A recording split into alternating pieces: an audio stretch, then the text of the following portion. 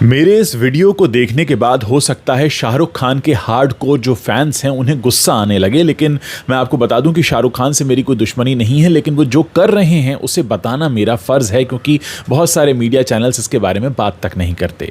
आप जानते ही हैं कि अपना एक वोडका ब्रांड लेकर आ चुके हैं शाहरुख खान के बेटे आर्यन, और इस समय शाहरुख खान ज़ोर शोर से ऑस्ट्रेलिया में भी अपने इसी शराब के ब्रांड का प्रमोशन कर रहे हैं। यानी वोडका के साथ साथ स्कॉच भी मिलेगा और इसके काफ़ी अच्छे से एड कैंपेन्स किए जा रहे हैं ऑस्ट्रेलिया में।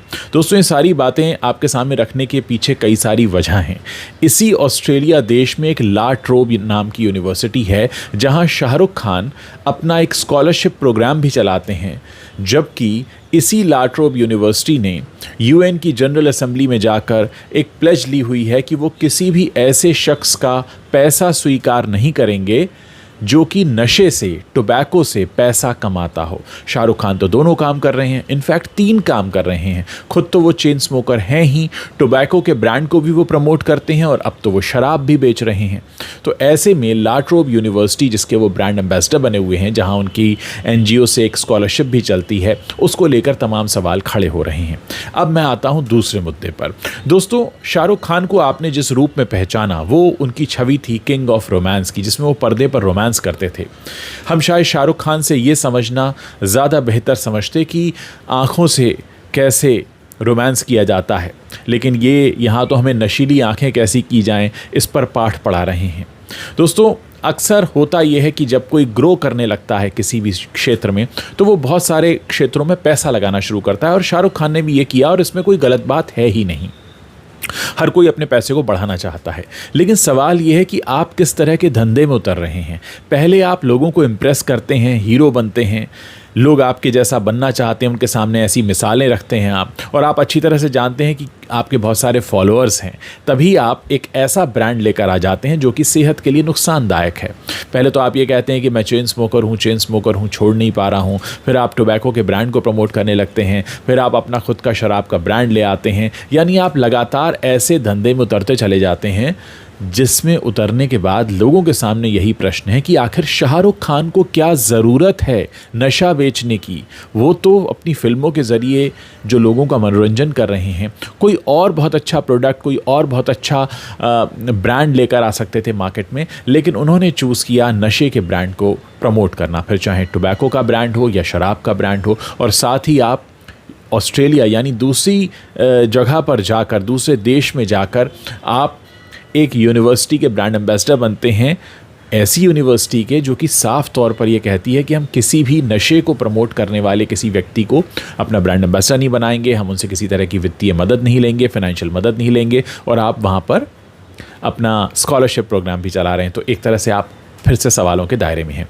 एक और बात, क्योंकि ऑस्ट्रेलिया का जिक्र हो ही रहा है, मैं आपको याद दिला दूं, जब चक दे फिल्म की शूटिंग हुई थी, शाहरुख खान की फिल्म थी, यशराज बैनर ने बनाई थी, उस वक्त ऑस्ट्रेलिया में जाकर जब ये शूट कर रहे थे, तो वहाँ एक छोटी सी बात को लेकर एक बहुत बड़ा बतंगड़ बनाया गया था, और ये कहा गया था कि हमारे साथ रेसिज्म हुआ। दोस्तों, रेसिज्म ये वर्ड जो है, ये जो बाहर के देश हैं उन्हें बड़ा परेशान करता है। वो बड़ा इंश्योर करते हैं कि रेसिज्म की कोई बात कहीं से देखने को ना मिले। लेकिन चक दे की टीम जो वहाँ पहुँची थी, तो चक दे की शूट के दौरान एक स्टेडियम में शूट चल रहा था, और इन्हें वहाँ पर लॉकर नहीं दिए गए थे। यानी एक बहुत छोटी सी बात थी, जिसको लेकर उन्होंने इतना बड़ा बतंगड़ बनाया, वहाँ पर कोर्ट केस फाइल कर दिया। और रेसिज्म जैसे मामले पर जब कोर्ट केस वहाँ पर फाइल हुआ, तो काफ़ी सारा जुर्माना इन्होंने लिया, वसूल किया वहाँ से, ऑस्ट्रेलिया की सरजमी से। और उसके बाद बहुत सालों तक शाहरुख खान वहाँ जा नहीं पाए थे, वहाँ अपनी किसी फिल्म की शूटिंग नहीं कर पाए थे, क्योंकि एक तरह से ब्लैकलिस्ट हो गए थे। वहाँ पर ये इमेज बनी थी कि इंडिया से लोग आए और हमने तो कुछ किया भी नहीं, और इन्होंने हमारे ऊपर रेसिज्म का इल्ज़ाम लगाकर हमसे हज़ारों डॉलर्स वसूल लिए। उसके बाद कई साल लगे थे शाहरुख खान को फिर से ऑस्ट्रेलिया में जाने के लिए। IFFM के इंडियन फिल्म फेस्टिवल मेलबर्न जो होता है वहाँ पर, उसके प्लेटफॉर्म पर ये पहुँचे थे कई सालों के बाद।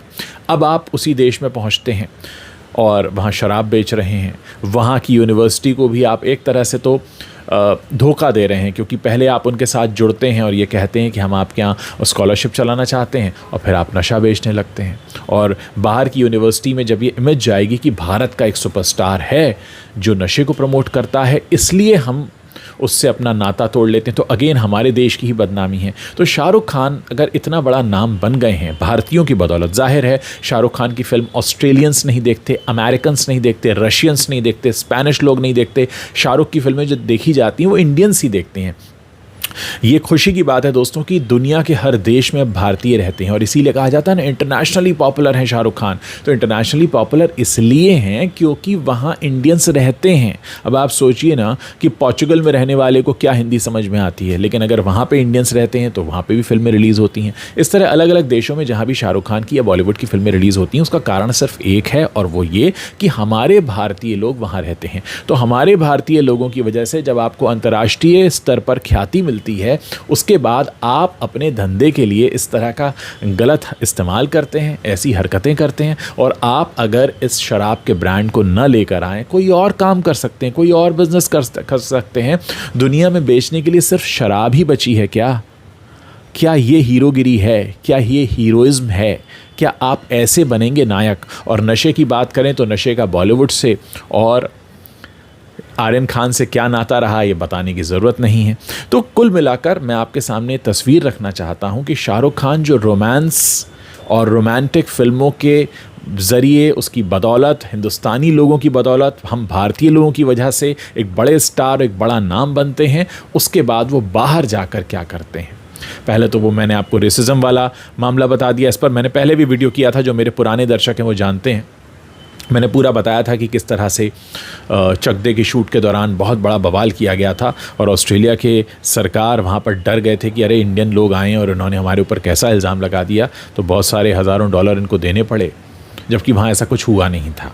उसके बाद आप फिर से जाते हैं ऑस्ट्रेलिया, वहाँ की ला ट्रोब यूनिवर्सिटी के साथ खड़े हो जाते हैं कि हम स्कॉलरशिप चलाएँगे, हमारी NGO है, मीर फाउंडेशन है ना इनकी, उसकी तरफ से।